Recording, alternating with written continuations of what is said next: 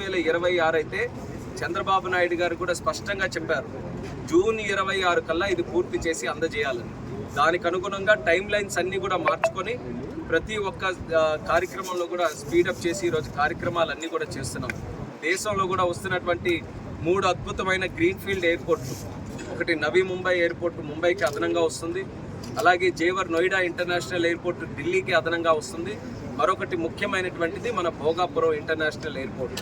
ఈ 3 ఎయిర్పోర్ట్లు కూడా మన దేశం తాలూకు రూపురేఖలు మార్చే స్థాయిలో అద్భుతంగా ఎక్కడికక్కడ నిర్మాణం జరుగుతున్నాయి.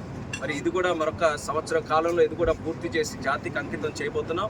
ఇప్పుడే మన యాక్టివిటీ చూసుకుంటే ఇక్కడ ఎయిర్పోర్ట్ వస్తుంది కాబట్టి మన ఎయిర్పోర్ట్ తాలూకా డెవలపర్సే హోటల్ కూడా ఇక్కడ ఎస్టాబ్లిష్ చేస్తున్నారు. అది కూడా వచ్చే ఓపెనింగ్ టైంలోనే ఆ హోటల్ కూడా తాజ్ వాళ్ళకి అప్పచెప్పడం జరిగింది. తాజ్ సంస్థ ద్వారా ఆ హోటల్ను కూడా రన్ చేస్తారు.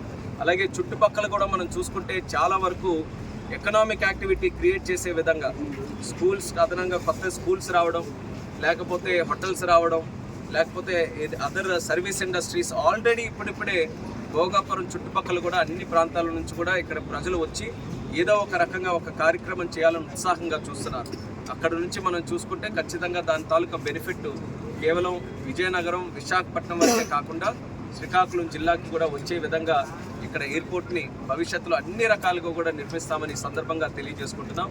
యాక్చువల్గా కల్చరల్ డిజైన్స్ కూడా ఉత్తరాంధ్రలో ఉన్నటువంటి మన ముగ్గులు కానీ మన తాలూకా కల్చరు ట్రెడిషన్ అది కూడా ఉట్టిపడేలా ఇక్కడ ఇంటీరియర్స్ను కూడా మనం డిజైన్ చేయడం జరుగుతుంది. అది కూడా చాలా చక్కగా ఒక ముందు చూపుతో మన తాలూకా ప్రాంతాన్ని ప్రతిబింబించేలా ఆ కార్యక్రమాన్ని కూడా ఇక్కడ చేయడం జరుగుతుంది. అలాగే ఇక్కడ ఎయిర్పోర్ట్ తాలూకా రన్వే లెంత్ 3.8 కిలోమీటర్స్ ఉంది.